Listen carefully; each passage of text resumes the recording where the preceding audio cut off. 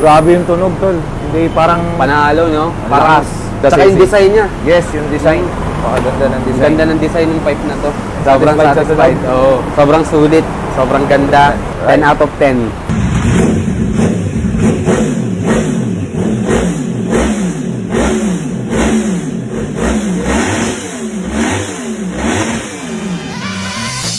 Ngayong araw, isang Yamaha R1 ang nagpunta dito sa 01 Moto. Pamilyar ba kayo sa motor na to? Yan ang Yamaha R1 ni Ride Safe Master. Grabe naman ang vision na to. Wow, saya niya guys. Meron tayong misyon para sa motor na to at yun ay ang gawin itong isang ganap na kontrabida. Ay, Ride Safe Master nga pala. Nandito ako ngayon sa 01 Moto Paranaque para magpakabit ng bagong tambutso dito kay Yaku, ang ating R1. Itong V-Lane Muffler Conqueror. Angas, oh. Kasi masyadong maliit yung nakakabit kay Yaku ngayon eh. Mas maganda sana kung medyo mas malaki. Mas brusko tignan. Dual to, dual. Ayan, papakita natin dito mamaya yung finished product. Siyempre, gawang 01 Moto. Quality. In-expect ko, hindi to masyadong maingay. Mas neighbor-friendly. Ayan, kinakalas na ni Kuya yung luma natin. Ayan, masyadong maiksi. Kung nakikita nyo, ayan, syempre, maingay talaga yan. Tsaka aftermarket lang. Shopee Racing. Eto, napakagaan. Carbon talaga tong tunay. At meron kayong bilhin Conqueror na may kakabit natin dito kay Yaku. Tama kayo mga kontrabida. Hindi isa, kundi dalawa ang V-Lane Conqueror na ikakabit natin para dito sa Yamaha R1. At dahil medyo malaki ang ating V-Lane Conqueror, in-explain ni Boss Arch kung paano ang mounting na dapat gawin dito. Agad-agad na nating binaklas ang lumang aftermarket pipe para maisalpak na natin ang ating V-Lane Conqueror. Pero bakit sa dami ng motor, ito ang napili ni Ride Safe Master? Nagustuhan ko sa motor na to, sobrang raw ng power niya, walang restriction, walang ABS, walang traction control. Talagang ramdam na ramdam mo yung lakas ng power ng bike. Yamaha R1 2009 model. Ito yung start ng crossplane ng R1. Up to now, ngayong year, naka-crossplane pa rin.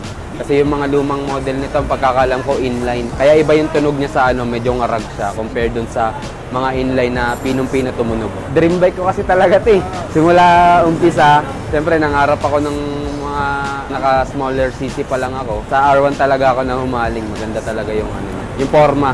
Since wala naman ako experience sa motor dati, sa forma lang ako nakabase at di rin naman ako nagsisi sa performance niya. Maganda talaga.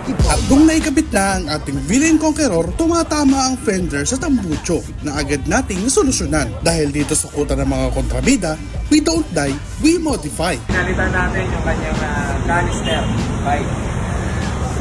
V-Lane Conqueror. Dual pipe to. Carbon loading. Ayun, nakabit na yung canister ni Ride Safe Master.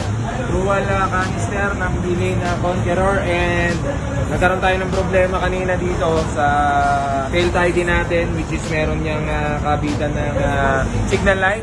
So dahil tumatama dito, dahil masyadong malaki itong V-Lane Conqueror, pinabas natin yung kabitan ng signal light sa tail tidy ni Ride Safe Master. So yan, malinis na. Sound check tayo, sound check.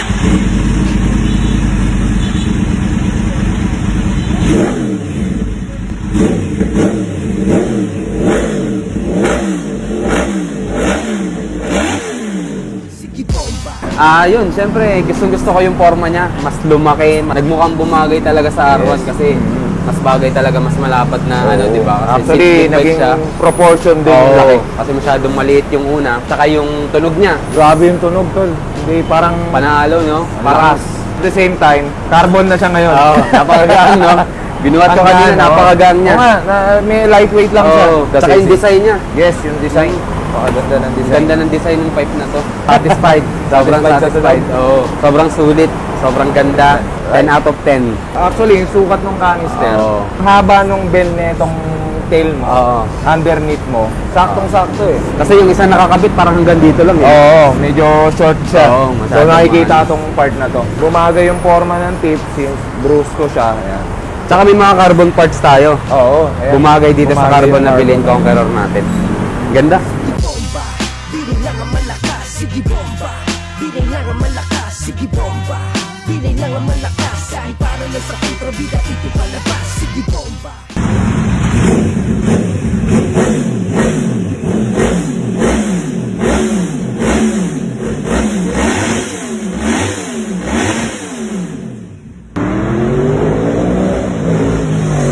Sige bomba. Kaya kung kursunada mo ang ganitong attitude para sa motor mo, dito mo lang yan matatagpuan sa kuta ng mga kontrabida. Kaya wag na magpahuli pa. Tanggalin na ang kaba at maging isang kontrabida. Bomba, di lang ang malakas, sige bomba. Di lang ang malakas, kahit para lang sa kontrabida ito palabas.